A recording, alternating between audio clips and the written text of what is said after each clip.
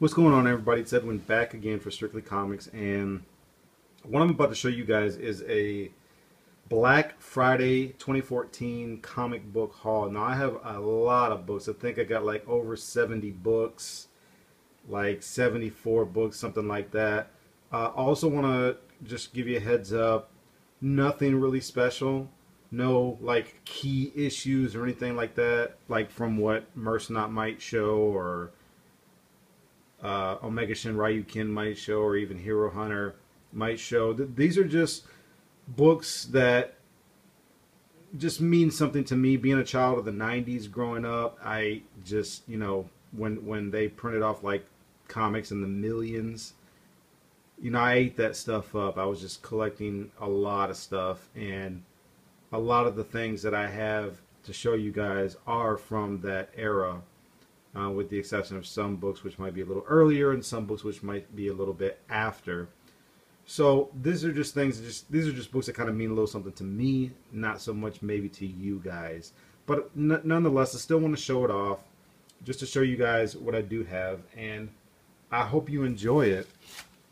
We'll go ahead and get started. I got Transformers 1 and 2 from IDW here. The reason why I like the IDW version of Transformers is because I think the artwork is so much better than what's I mean, out of DreamWorks, I'm sorry, DW, is because I think it's so much better than what IDW is doing right now. Now, there's maybe one, Sarah Stone, fantastic artist. If you haven't watched my video of her with, dang, I forget her name. Anyways, I think she's one of the great artists for Transformers. But to me, these books right here were like the best, by far, Transformers artwork that I've ever seen in my entire life. So that's the main reason why I actually love the DW version of Transformers. So I got these, and I'm going to move it along a little bit because I'm not going to want this video to be too ridiculously long. And then I got Transformers number 4. Now, I don't think that these are from the same series. I think these are from different series because I flipped them open and kind of looked at them a little bit, and the artwork is not the same. So they're definitely from a different series. But again, DreamWorks artwork is awesome, absolutely awesome.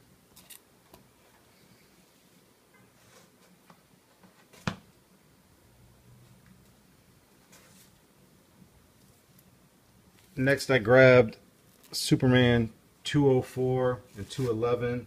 Jim Lee artwork, fantastic artwork. I'm actually thinking about getting his whole run. I think it started in 204 and went on to like 215 or 220, something like that. I'm not sure. This one, as we know, is kind of a hot one. They got it printed on a shirt that you can buy at Walmart now, alongside with the Batman one on the opposite side. So great books to have. Got these. Oh, I forgot to tell you guys, all these books that I'm showing you during our Black Friday sale, I got for like 50 cents. So that's why I have so many of them, and that's why you're going to see a lot of duplicates. Like here, for instance, this is actually like Gambit's second full appearance. Jim Lee art. So I picked these up, again, 50 cents. And all these books, you guys, are in like really high grade. If you know me by now, I'm not going to buy anything unless it's in really high grade. Let me see here. Oh yeah, I'm a big Psylocke. Psylocke is my favorite female character. This is her makeover, if you want to call it. Uncanny 256 and 257. Again, Jim Lee artwork. I actually have this one right here signed by Jim Lee when he was here in Houston a few months ago. I'd have to look to find it, but I don't have it right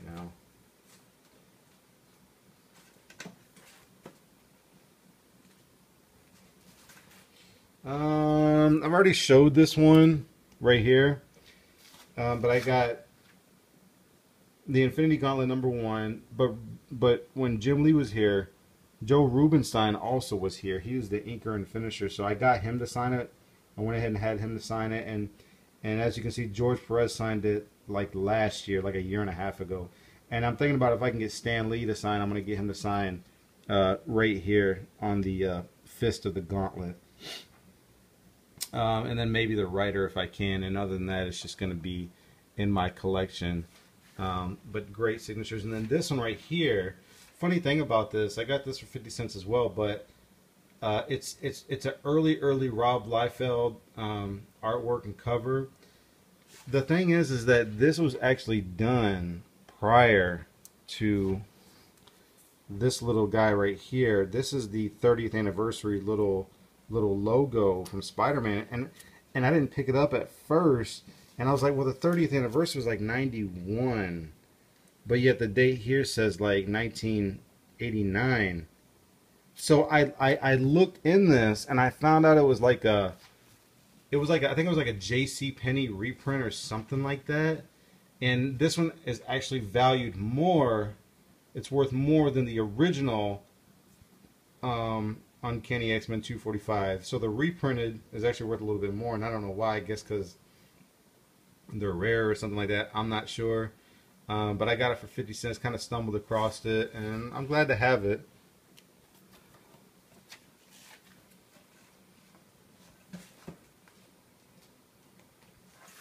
Next, I got Commandy 1 and 4.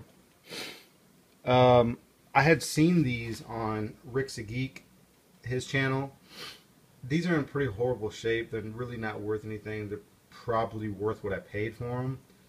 But I just went ahead and grabbed them. They're early Jack Kirby artwork. I don't think you can really go wrong. So I went ahead and grabbed those, and I'm glad to have them.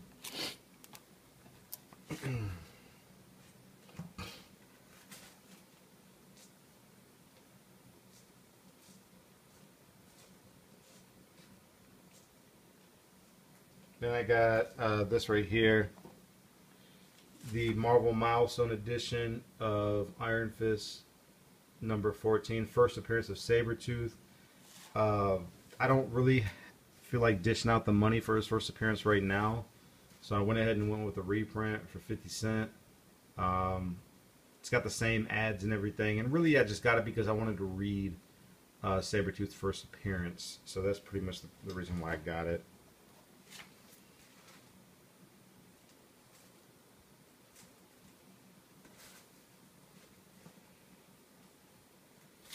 Next, I picked up these right here.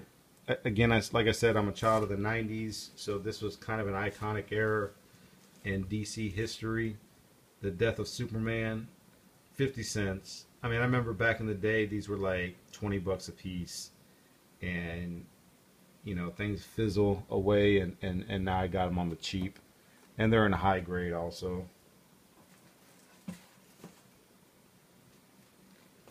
Same thing with these. I got Superman 74, Adventures Superman 497, high grade books. Glad to have them. And I'm thinking that they say that Doomsday was confirmed or whatever in the Batman vs Superman. My guess on that would have to be that he's going to make like an appearance at the end of the movie. Like, I'm guessing that you're going to see that fist and you're going to hear that banging just as the movie closes, leaving it open for a sequel. Because for just Batman and Superman to go against Doomsday, I mean, if they go about it the way that they did in the comic books, like, you need like everybody against Doomsday. You ain't going to just have one person. But even though Superman did beat him at the end, he also died at the same time. So got these two with the Death of Superman continuation, storyline continuation.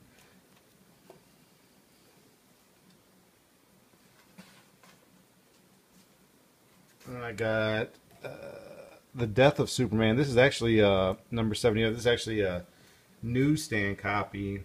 It's not it's not a second or third or fourth printing. It's actually first printing newsstand.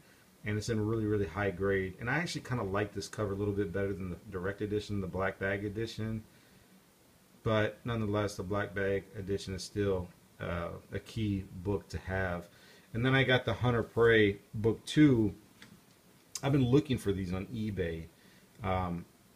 and I got this one for like 50 cents. So I figure I'd just be patient and wait and get 1 and 3 for like $1.50 in the future, just because I think that it's just not really worth what some of the prices were on eBay. So I got these, everybody.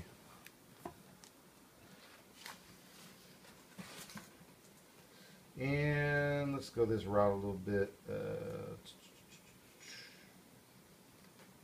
Let's do this right here. I got some early Mcfarlane books. Great books to have. I didn't have these two. And I had his whole Incredible Hulk run from like 330 to 345, 346. And I didn't have these two.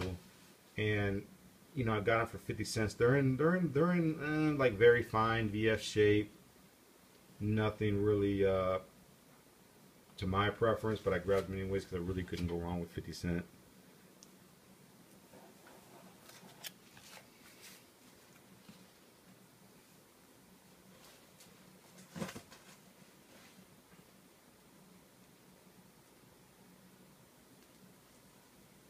Give me just a second, guys, and I got this right here for 50 cents. It's actually in really, really high grade, and I was going to get probably Jim Lee to sign it next time I see him. I mean, not Jim Lee, Rob Liefeld next time I see him.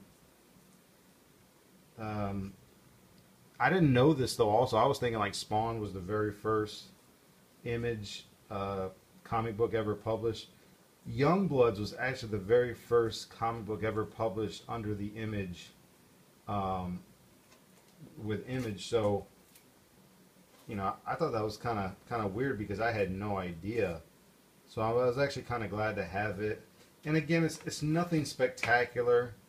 It's just more like historical purpose. You know, good reason to have it. And then this one I got because it's got some Mcfarlane artwork in it on the cover, and it was kind of weird because it had like almost each creator of their character drew their own character in this book. So you got like a Spawn character like fighting against maybe a Savage Dragon drawn Savage Dragon character. So it was kind of interesting to see something like that because usually I've never really seen too much of two artists drawing on the same panel, same pages and stuff like that. So in this book they actually do. And some of you guys are like, man, you paid 50 cents. Well, you paid too much for that. Yeah, maybe. Newman, Rob Liefeld stuff. Books are probably close to worthless, but I just like Rob Liefeld's artwork. So I grabbed this, and I think he's just more or less the creator of the Newman. I don't know if he's necessarily the artist in all these, but I got 1 and 2, and then I got 3 and 4. So if you guys were collecting 20 plus years ago, you remember these when they first came out. I mean, Image was just on fire. They couldn't be stopped.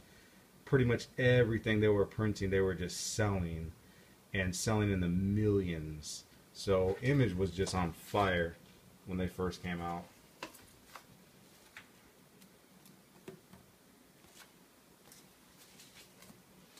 And then, let me see here. Last but not least, like I said, actually no, I got, okay, this is kind of the highlight of the haul.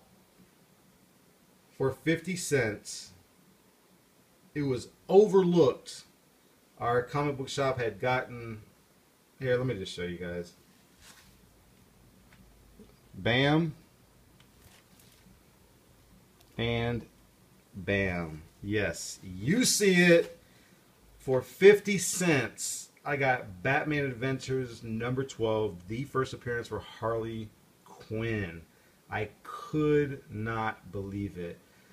You guys, they got an inventory of like 10 long boxes. They had a whole bunch of new modern comics, and they kind of sifted through them and got out much of the you know, key or $20 or $30 books that were in there. And talking to the owner, a lot of them they still left in there. And I literally spent about 3 hours at that shop during Black Friday. I went through every single one of those long boxes, one by one. And this was overlooked. It was the only one they had. And I saw this and I couldn't believe it. And I grabbed it and I kind of tucked it in between my other stack that I had. So I was just ecstatic when I found it. One thing about it though is it's not in really good condition. It's got like a bunch of stabbing marks all along the cover. There's like 15 stabbing marks. Plus the spine is just, it's not to my preference when it comes to collecting. It's in pretty rough shape. I mean, I'd have to say that this is like a fine plus to VF minus copy. And that's just my opinion. But still, I mean, this book right now, even in its condition, it sells for about 200 bucks on eBay. So I turned a 50-cent book into 200 bucks, paid for my entire Black Friday comic book haul, plus some extra pocket money. So I was so happy to get this, and I will be posting it on eBay only because of the condition of the book that it's in. I would just much rather have a much nicer copy than something like this. Plus, as hot as Harley Quinn is, I'd really just be stupid not to sell it right now. I mean, she's just on fire. So that's it, everybody. I've rambled on enough. Thank you so much for watching my Black Friday comic book haul part 1. I will be showing another Black Friday comic book haul in the near future. So don't forget to like, comment, subscribe, share, favorite, all that jazz. I always appreciate it. Keep God first in your life, everybody. Enjoy your comic books, and God bless everyone. I'm out of here. Peace.